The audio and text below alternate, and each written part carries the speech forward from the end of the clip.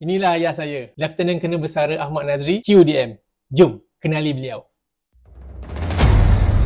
Nama sebenar Abah adalah Lieutenant Colonel Besara Ahmad Nazri bin Muhammad Noor dan umur Abah sekarang 81. Tapi Abah berkhidmat di Tentera Udara Malaysia semasa Abah umur 18 tahun, pencen umur Abah 38 tahun. Terima latihan permulaan adalah di Sungai Besi, di Maktab Tentera Diraja Sungai Besi sebagai kadet, dikomisionkan pada hujung tahun 62 sebelum berangkat ke Tentera Udara New Zealand di Wigram Christchurch. Pulang saja ke Malaysia, saya berkhidmat dengan nombor 1 skuadron, tugas sebagai juru terbang Twin Pioneer. Terbang pertama sekali yang dimiliki oleh UDM masa itu.